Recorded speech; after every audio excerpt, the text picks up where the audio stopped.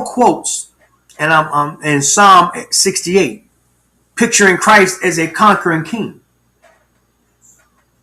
In ancient times, a king returning from battle would parade his spoils and distribute the loot to his subjects.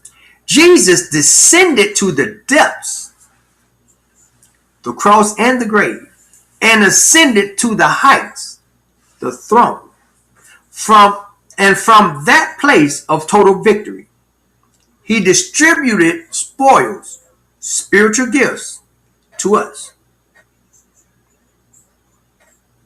Now, Jesus was a very powerful person because he led captivity captive. The very act of captivity got held captive. How does that even work?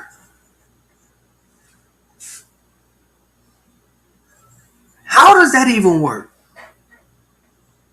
You have to wonder for yourself, how do you lead captivity? How do you hold captivity captive? Making everyone free, but captivity. Which means no matter if you think you are in captivity, you can still be free. If you are in jail, as Paul was in jail at this time, he was held captive, but he was yet still at the same time free. How does that work? Because while his physical body was in captivity, his spiritual body was still yet free. He didn't stop preaching because he was in jail. He didn't stop teaching because he was in jail. He didn't stop believing in God. He didn't stop believing in Jesus. He didn't stop believing and didn't stop his faith because he was in jail, but because he was still yet free.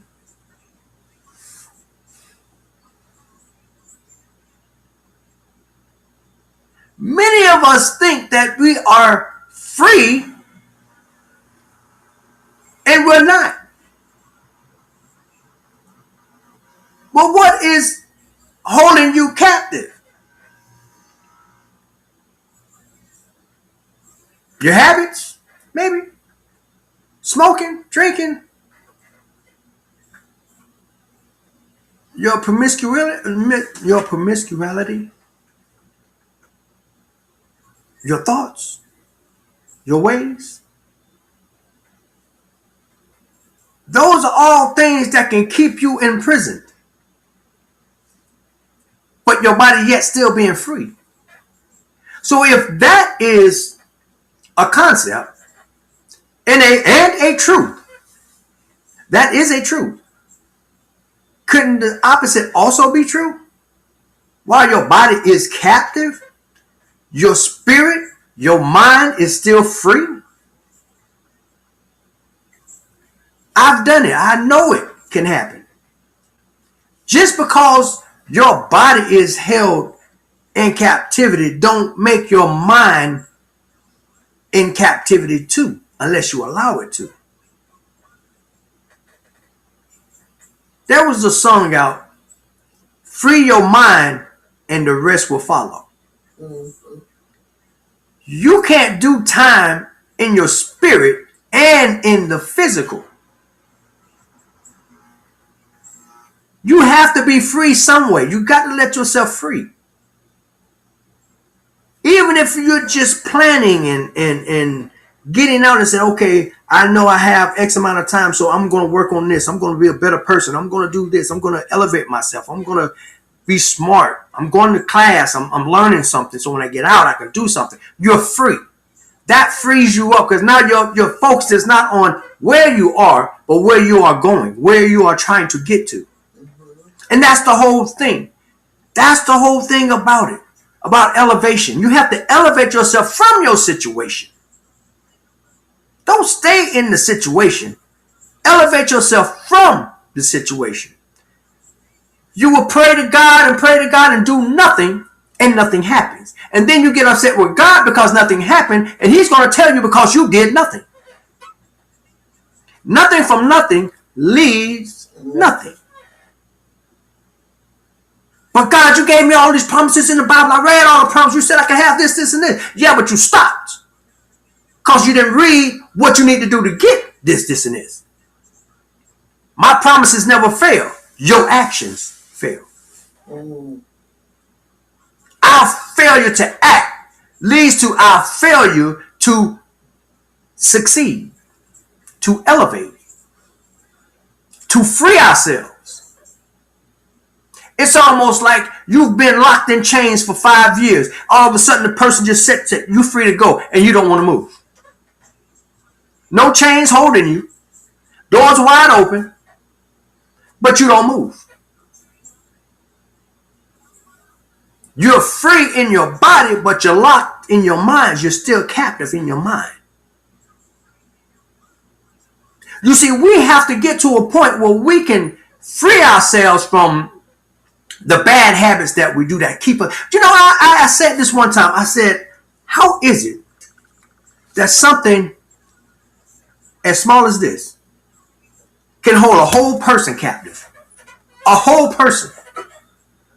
One cigarette, about this size, can hold a whole person captive.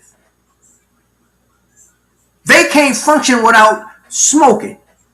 They can't drive without smoking. They can't walk from their car to Walmart, to the door of Walmart, without smoking.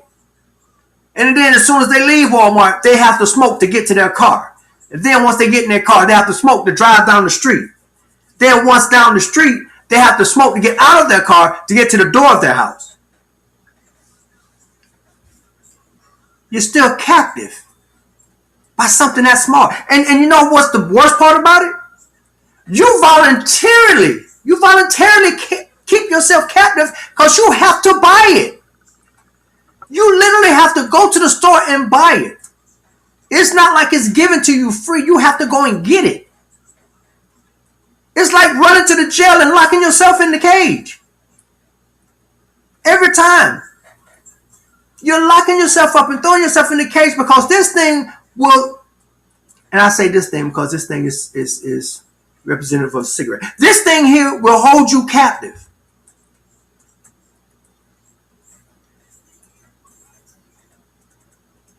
And then it's this thing representing alcohol, or even coffee. I mean, that can be a captivating thing too. You can't function without it. Every time you perceive there's a problem, you got to have a drink. Every time you perceive there's success, you got to have a drink. Every time you have company, you got to have a drink. Every time you're at a sporting event, you got to have a drink. Every time you go out to eat, you got to have a drink. While you are free in your body, you are held captive in your mind.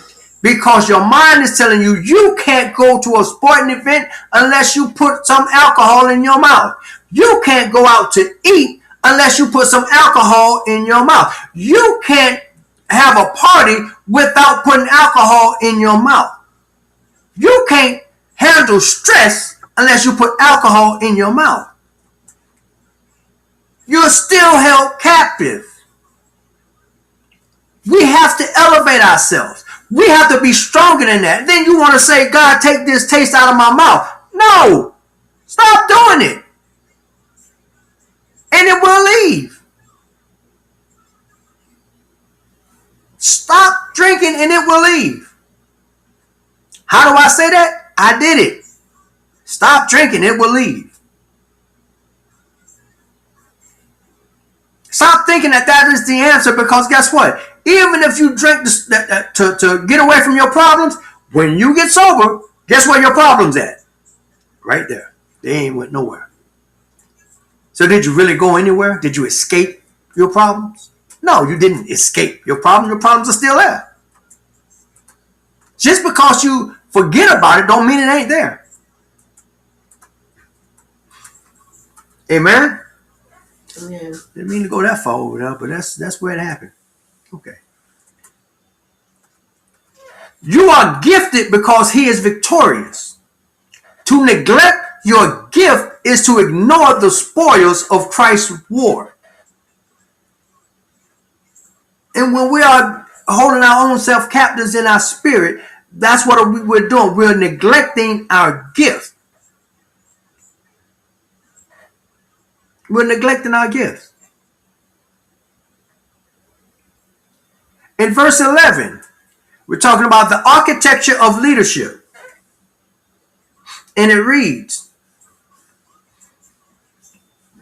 and he gave some apostles, and some prophets, and some evangelists, and some pastors and teachers. So Christ himself gave the apostles, the prophets, the evangelists, the pastors, and teachers. To maintain unity, Christ established a framework. Notice that these fivefold roles are not given for the sake of titles or prestige. They are gifts to the church. Apostles and prophets. The first two of the fivefold is to provide foundation and vision. The evangelist is to expand the reach of the body. Pastors and teachers to shepherd the heart and ground the mind in truth. Those are the responsibilities of the fivefold ministry. None of that has anything to do with titles.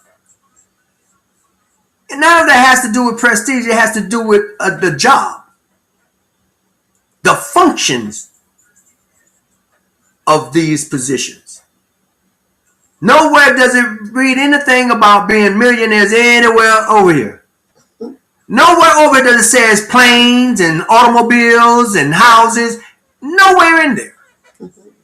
Why does it not speak of a glorious, grandiose life in this fivefold ministry? Because it's not for the sake of the title or prestige. It's a gift to the church.